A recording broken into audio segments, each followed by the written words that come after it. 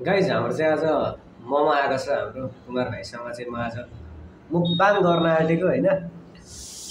चाहिने चाहिँ हाम्रो ठक्कसँगले एक प्लेट मोमो छ।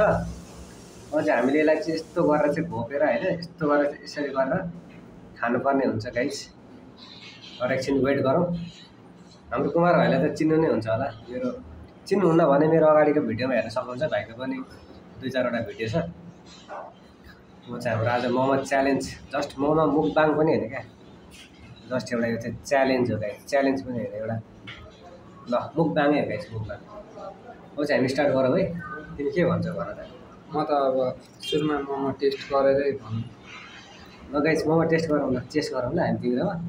यस्तो गरेर चाहिँ टक्क चोबेर यस्तरी चेस गाइस। ल चेस तपाईँहरूलाई पनि।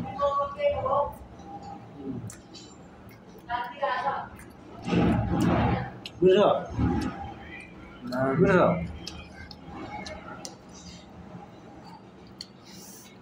एक नम्बर एक नम्बर।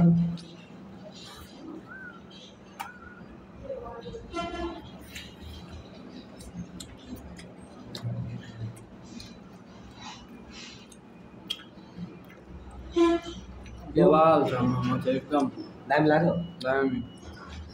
यस मोमो चाहिँ बवाल छ होइन। तर मलाई यो मोमोको यो जुन चाहिँ यो फुलबुटे सारी सपक्क पारी जस्तो छ नि यो बुट्टा, यो चाहिँ मलाई साह्रै मनपर्छ क्या। मैले पनि यतिचोटि बनाउनको लागि ट्राई चाहिँ गरेको हो, तर मैले चाहिँ कस्तो बनाएँ थाहा छ? सिङ्गडा जस्तो। मोमोलाई सिङ्गडा बनाइदिएँ गाइस मैले। तर मलाई यो बुट्टा चाहिँ मनपर्छ है। मोमो पनि बवाल छ।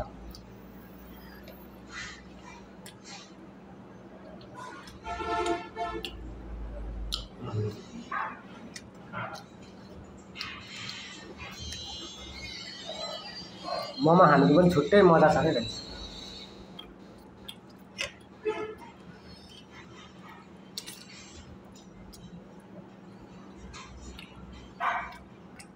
हाम्रो चाहिँ अब मोमो चाहिँ फेभरेटमा पर्न जान्छ। मोमो चाउमिनहरू चाहिँ तपाईँहरू कतिजनालाई मोमोहरू मनपर्छ कमेन्ट गर्नु होला।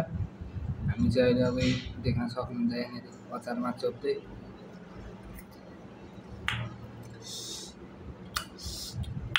मिठो छ गाइस।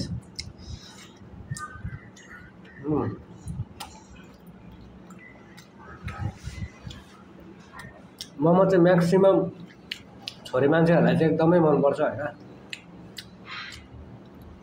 पानीपुरी मोमो चटपटे छोरी मान्छेहरूले खासै चाउमिन चाहिँ खाँदैन, तर मोमो पानीपुरी चटपटे चाहिँ छोरी मान्छेको फेभरेट नै हो।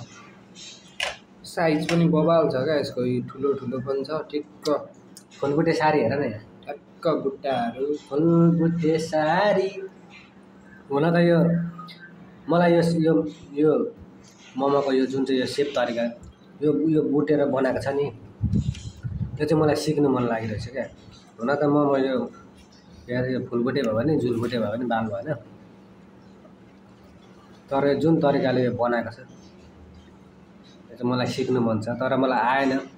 मैले घरमै पनि मैले 4-5 चोटि बनाएको छु होइन। तर मैले सिङ्गडा जस्तो बनाएको छु गाइस। अर्को त्यो लामो बाला भन्दा पनि यो गोलो गोलो बाला चाहिँ अलिक बवाल हुन्छ क्या। ठ्याक्क मुखमा चढ्छ पनि सिधै, मजा अलिक राम्रो पनि हुन्छ।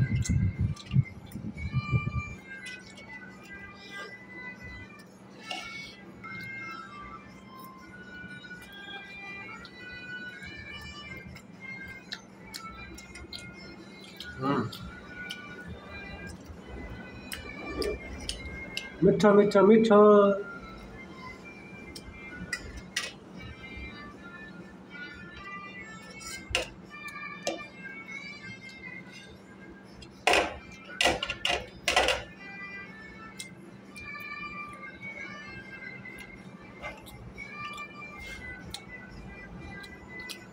लाजवाब बवाल। खासै पिरो त छैन नि, ठिक्क ठिक्क छ गाइस, दामी छ। खासै पिरो छ।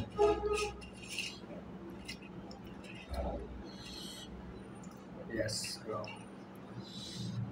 Very delicious.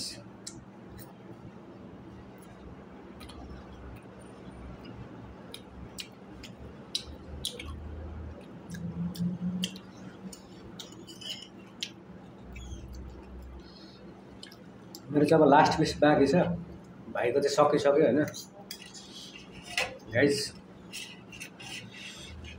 अब यहाँ अचार देख्न सक्नुहुन्छ, अचार चाहिँ बबाल छ फेरि गर्मीको। अचार बिना त मोमो के गरेको छु मोमो स्वादै। अचार चाहिँ अब यसरी हाल्नु पर्ने हुन्छ सिधै।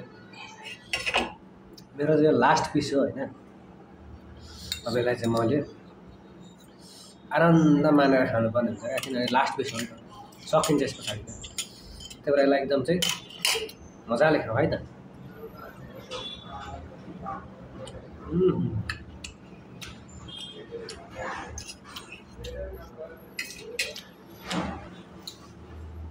बब्बाल गाइस, बब्बाल।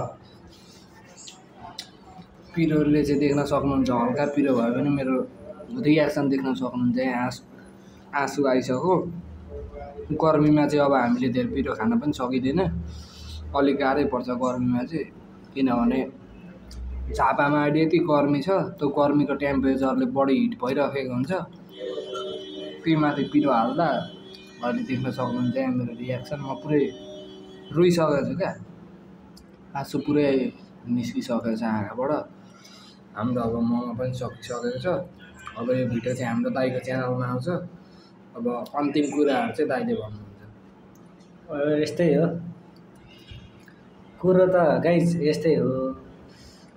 मुकबाङ पनि हेरिहाल्नु हो, मिठो थियो मोमो स्पेसल। हाम्रो यो चाहिँ यतिको मिठो मोमो चाहिँ कुन ठाउँमा पाउँछ भन्नुहुन्छ भनेदेखि